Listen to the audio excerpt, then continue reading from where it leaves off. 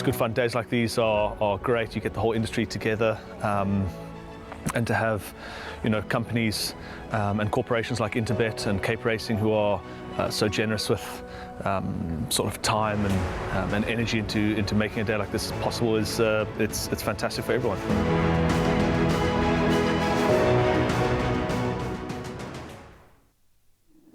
Well, this could be a nice way to end off your Sunday at Hollywood Bets Greyville, is to try and get a piece of the action with the big one, the Pick 6, that will begin in race number 3. So that time will be 13:50, all things being equal on the day, 10-2. It's over 1,600 meters. It's a maiden plate, and we got the rerun of the top one in the race, Napoleon from the Justin Snate stable.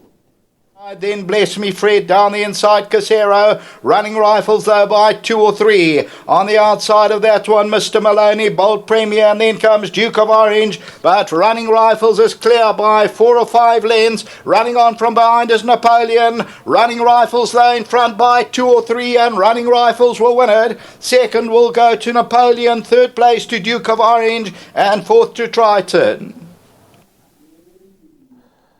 Well, that day, no doubt that this horse, Running Rifles, found himself in the right race, in the right field, and were deserved odds-on favourite.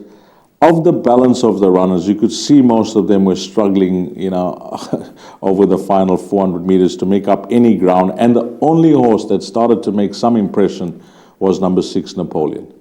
Yes, he really ran on powerfully that day with Kyle Stradum. I think he needed a few encouragements to get going.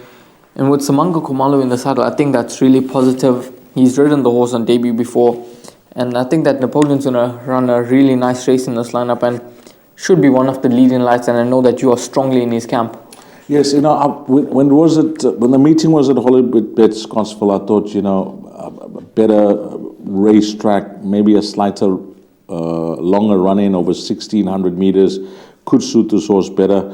But I'm not phased now because he's got the experience now at the course, and his last start, it was drawn 8 out of 14. We could call it a wide draw. He was midfield. It's a smaller field this time round, and he's 6 out of 11.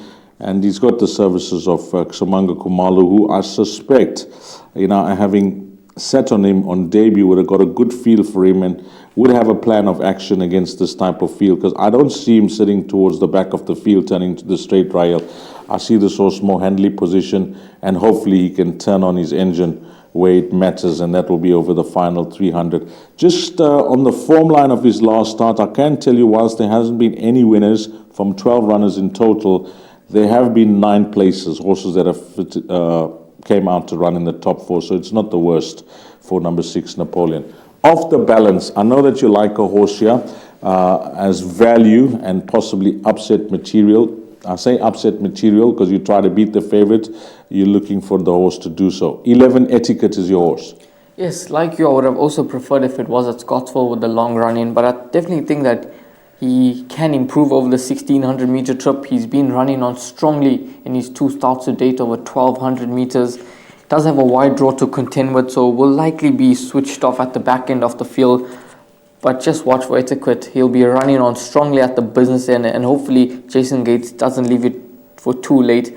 Hasn't been any winners from the form line, but there's been 2 places.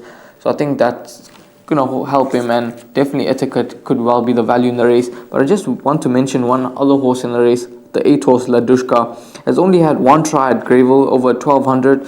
That was beaten by Tuk Tuk in under 3.5 lengths.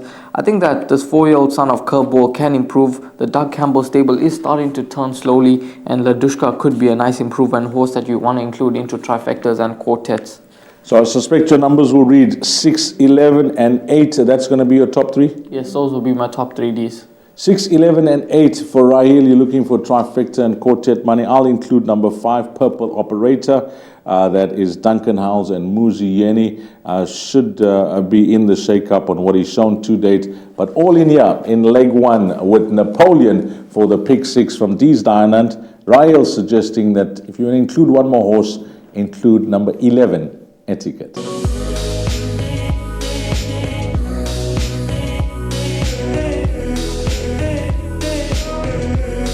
I bet with Interbet only. They're a fantastic site. I've never had any issues with them. They are very professional. There's never a problem. You deposit money, 2 seconds later it's in your account. You withdraw, which I do very occasionally, and I believe it's also 2 seconds it's in your account.